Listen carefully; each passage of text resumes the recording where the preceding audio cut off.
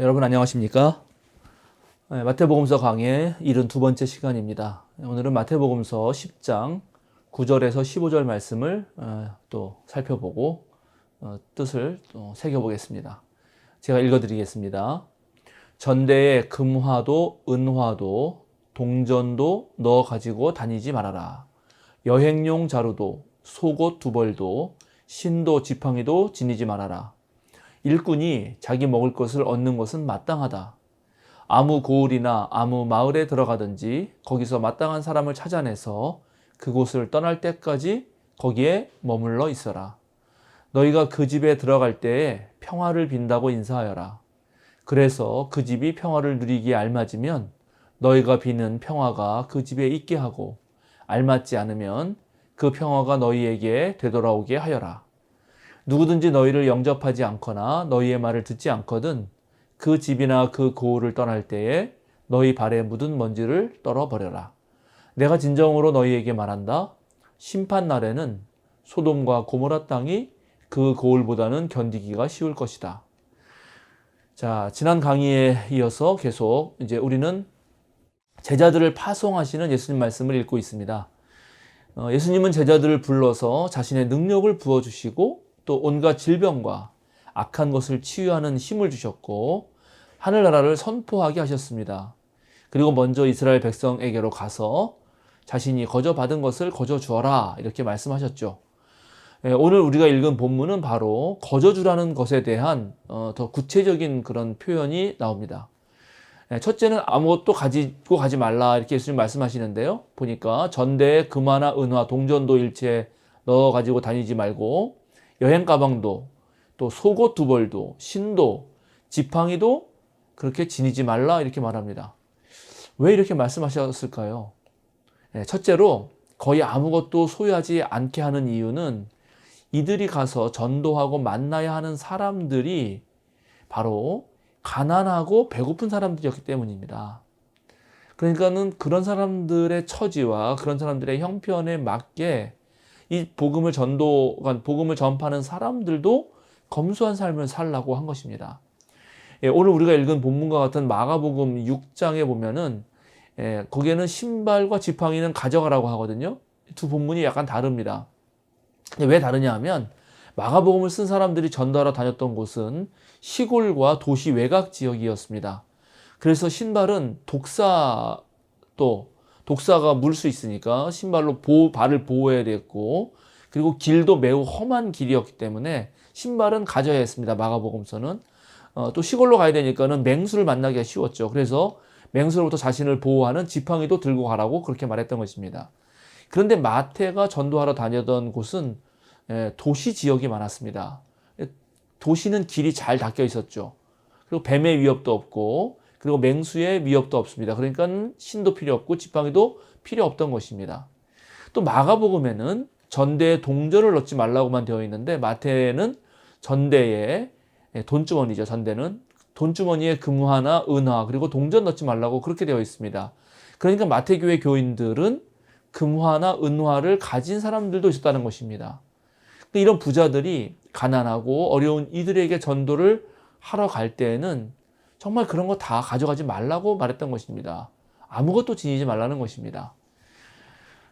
떠돌이 전도자들, 계속 떠돌아다니면서 전도하는 사람들은 정말 자발적인 무주택, 무가족, 무소유, 무보호의 삶을 살아야 했던 것이죠.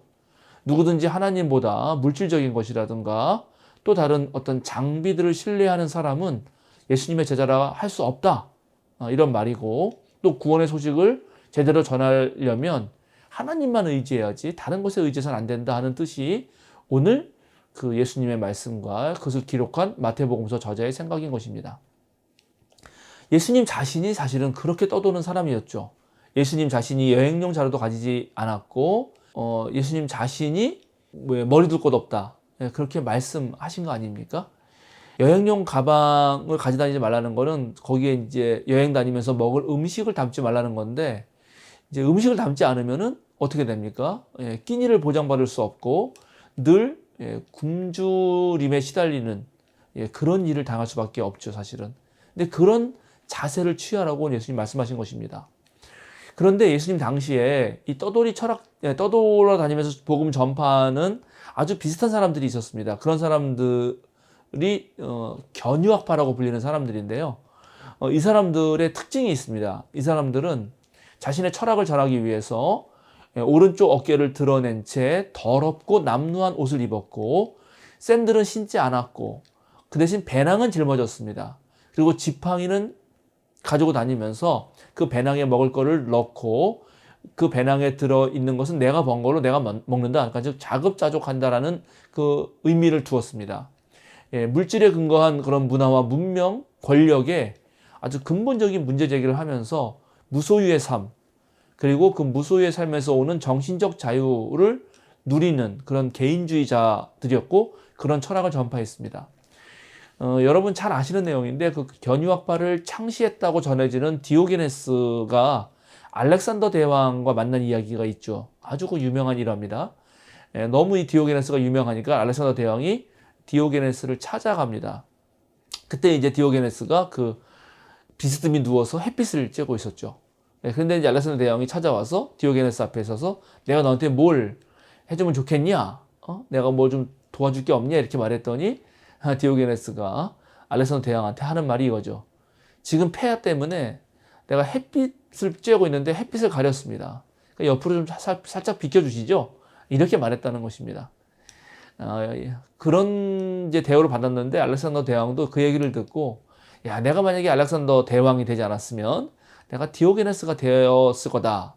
난 디오게네스처럼 살고 싶다라고 하는 그런 일화가 전해집니다. 당시 견유학파들은 그런 외적인 성취 욕망을 가지고 세상에 성공해가지고 부자가 되고 권력을 쟁취해서 떵떵거리고 사는 사람들, 주로 권력자들이죠. 그들을 비판하면서 오히려 내면의 충족을 강조하고 무소유를 통해 자유로운 삶을 보여주었습니다. 그 디오게네스가 지닌 것이라고는 여행용 배낭, 지팡이 그리고 물을 먹기 위한 컵이 있었는데 어떤 사람이 두 손으로 물을 이렇게 받아서 마시는 걸 보고 그 컵도 버렸다는 일화가 전해지기도 합니다.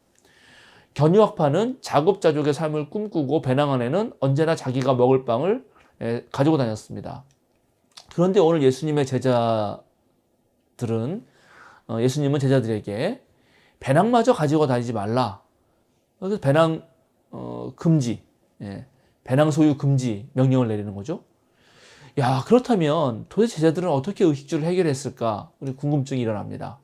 근데 그게 바로 오늘 본문에 나옵니다. 아무 고을이나 아무 마을에 들어가든지 거기서 마땅한 사람을 찾아내서 그곳을 떠날 때까지 거기에 머물러 있어라. 바로 이 말씀이 정답입니다. 이 말씀 바로 앞에 일꾼이 자기 먹을 것을 얻는 것은 마땅하다는 말도 있습니다. 그러니까 예수님의 제자들은 자급자족의 방식이 아니라 누군가의 도움으로 삶을 유지했다는 것입니다. 즉 하나님은 마땅한 사람들을 찾아서 하나님의 말씀을 전파하는 사람들을 입혀주고 먹여주었던 거죠. 오늘 본문은 실제로 초대교회가 어떻게 생성되고 만들어졌고 또 전도자들이 어떻게 생활했는지에 대해서 많은 실마리를 주고 있습니다. 처음 제자들은 전도 여행을 다녔고요. 어디를 가든지 하나님의 평화를 빌면서 누군가의 집에 들어갑니다. 그러니까 똑똑 두들기고 사람의 문을 열면 샬롬이라고 인사하는 거죠. 평화가 있기를, 하나님 평화가 있기를 빕니다는 뜻의 샬롬. 그렇게 인사를 하면 그분이 어떻게 오셨습니까? 라고 물으면 저는 복음 전하는 사람입니다. 뭐 이렇게 설명을 하면 잠깐 제가 머물 집을 찾고 있는데 저를 좀 재워주십시오. 뭐 이렇게 했겠죠. 그러면 이제 그런 사람을 맞이하는 집이 있었던 것이고 그 집에 들어가서 그 동네에 전도할 때까지는 그 집에 머물렀던 것이죠. 하나님의 기쁜 소식과 또 예수 그리스도의 복음을 먼저 그 집에 전하고 이제 그 집을 근거로 해서 그 동네에 복음을 선포했던 것입니다. 그러다가 어느 정도 다 전도가 되면 이제 이 사람들은 떠나죠. 그러면 그 집을 중심으로 그 마을의 교회가 새로 생기게 되는 것입니다. 처음 제자들을 받아들였던 사람들은 그 동네 교회에서 이제 지도자 역할을 하게 되고 나중에 이것이 초대 교회로 성장하는 거죠. 교회가 커지면 커진 교회를 좀 지도하고 운영하는 문제가 있었기 때문에 거기에서 지도자를 선출하고 또 그 지도자들이 바로 오늘 우리가 교회에서 지도자 역할을 하는 사람들이 된 거죠. 성경에 장로나 집사를 뽑았던 얘기가 사도행전에 나오는데 그분들이 전부 지도자라고 할 수 있고, 그런 사람들 중에 아예 이제 전문적인 목회자, 그러니까 그 목회하는 것으로 생활을 유지할 수밖에 없는 사람들이 이제 지금의 목사가 된 것이라고 할 수 있겠습니다. 아무것도 소유하지 않고 무작정 선교 여행을 떠나고 그렇게 가는 곳마다 그런 사람들을 찾아서 거기서 머물렀던 이런 방식은 이제 전국 각지에 교회가 생기면서 점점 사라지게 됩니다. 처음 사도들은 그렇게 하였지만 그 이후에 그런 모습은 이제 거의 없어지죠. 그러나 오늘날도 사실은 교회에서 선교사를 파송하고 그 선교사는 또 떠나면서 거기서 무슨 일이든지 복음을 전하는 일들을 하게 되는데, 그것이 약간 명명을 유지한다고 할 수 있지만 처음 전도했을 때와는 많이 다른 모습이긴 합니다. 제자들은 자신들을 받아둔 집을 근거지로 하여서 말씀을 선포하고 귀신을 쫓아내고 병자들을 치유하는 하나님 나라 사역을 했습니다. 예수님이 제자들을 파송하고 제자들이 전도하는 것은 그런 어떤 개인주의적인 방식이라기보다는 초기부터 그렇게 공동체적 방식이었습니다. 떠돌아다니는 전도자와 지역에 머물러서 그 말씀을 실천하는 사람들과의 협동을 통해서 하나님 나라가 확장되었던 것입니다. 하나님 나라의 소식을 받아들이는 사람은 하나님의 백성이 되었고, 그렇지 않은 사람은 나중에 심판 날에 엄청난 고통과 심판을 받을 것이라는 예언과 함께 제자들은 열심히 전도를 했던 것입니다. 자, 그럼 오늘 이런 본문을 통해서 오늘날 그리스도인들 그리고 그리스도교 공동체는 무엇을 배워야 할까요? 한번 요약해 보죠. 우리 또한 마태복음서를 만들어낸 공동체처럼 절대도 하나님 외에 다른 것을 의지할 생각을 해서는 안 됩니다. 그 어떤 것도 지지지 말아라 하는 말씀을 문자 그대로 오늘날 지키기는 어렵죠. 그러나 그 정신은 우리가 똑똑히 이어가야 합니다. 우리가 예배하려면 예배 공간이 필요하고, 또 예배에서 사용되는 마이크, 피아노, 의자, 또 강대상 등등 많은 것들을 우리 교회는 이미 소유하고 있죠. 또 교회를 유지하기 위해서 그런 것들이 필요하기도 합니다. 그러나 그런 것을 사고 그런 걸 유지하는 게 핵심은 아니라는 거죠. 우리는 그것을 잊어서는 안 됩니다. 결국 하나님 나라의 복음은 그 소식을 들은 사람들의 삶 속에서 드러나는 것이지, 교회 건물이나 교회가 소유한 물건들을 통해서 드러나는 것은 아닙니다. 만약에 우리가 자신이 출석하는 교회, 우리 생명사랑 교회를 자랑한다면 교회의 소유한 물질, 권력, 교회의 크기, 그런 건 안 되죠. 우리 교회 부자가 많다. 우리 교회는 고급 공무원이 많다.